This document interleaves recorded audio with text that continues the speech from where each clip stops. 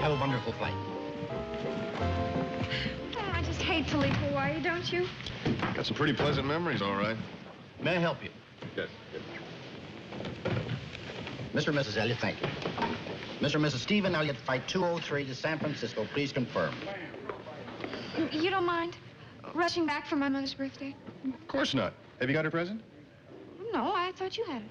I didn't have it. Didn't you put it in your suitcase? I don't think so. The taxi. Oh, maybe we left it in the taxi. Oh, I hope not. Oh, well, darling, run. Maybe you can catch the one we had. Well, if it's lost, sweetheart, we can buy another one. Not on the mainland. You can't buy a moo-moo on the mainland like you can here, can you? I don't know. I don't buy too many moo-moos. See? Well, darling, now hurry up, please. I'll take care of things here. Isn't he sweet? We're on our honeymoon, and we still haven't had our first fight. That's nice. He didn't even complain when I spent a whole afternoon shopping for my mother's birthday present. Imagine. Oh, I hope she likes it. I hope it didn't get wrinkled. Wrinkled? Maybe I did leave it in my suitcase. Sir, do you mind if I have a look at that? Sir? Sir?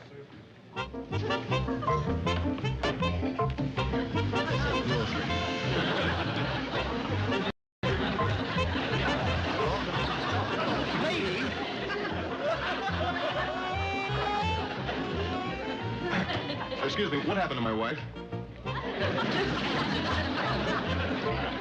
What's she doing in there? I'll let her explain. Oh,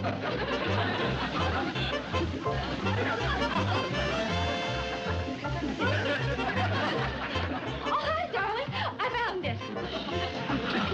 I better get this packed. I'll do it.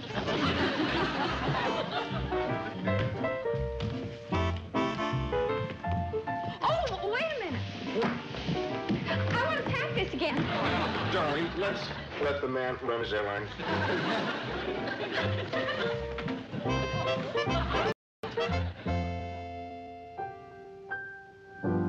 From this valley they say you are going. We will miss your bright eyes and sweet smile. For they say you are taking the sunshine that has brightened our pathway a while. What do you think? What do you think? Well, Me too. We sure do miss Betty Jo. when there's only two of you, it's hard to be a trio. Where's the birthday girl? Hi. Mom, guess who's here? Don't tell me, it's Betty. Selma Flowers. Hello, Kate. How does it feel to be another year older? Ah, dear Selma, you always remember my birthdays, don't you? Always. Every last one of them. Oh, this is for you. Well, thank you. Oh, just a little something for your charm bracelet. Charm, I wonder what it is. Well, it's got to be something meaningful in Mom's life. Oh, it is. Thomas Edison's first light bulb. Oh, nice. As you can see, it's very authentic. Oh, I'm sure it is, since he probably gave it to you personally. Kate, that was way before my time. Oh, really? Quick, what are you doing? The lamp's too bright. You trimmed the wick. I mean, that was dirty, Kate. Timer just went off in the kitchen. Oh, I got a couple of pies in the oven. Girls, will you take care of them? Sure, Mom. Bye, Mrs. Cloud. Hello, Joe. Well, I see you two are having another nice little get-together. Who's winning? Joe, Selma brought me a present. No kidding, did he go off yet? Oh, that's the thanks I get for thinking that somebody ought to remember her. Oh, yeah? For your information, Kate got presents from everybody. Me, Sam, Floyd, Billy Joe, Bobby Joe. Everybody remembered Kate. Thank you, Uncle Joe. Oh, what did the honeymooners send you from the islands? Well, I haven't heard from them yet. How quickly they forget. They didn't forget. There's just a delay.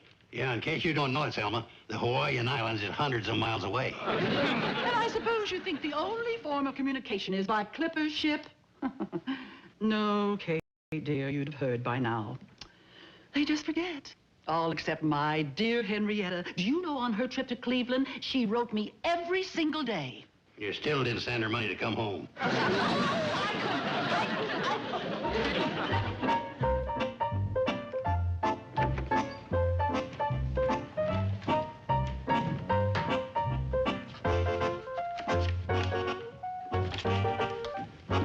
Joe Carson, Hi, Sam. what do you think you're doing? This is federal property. Looking for my property.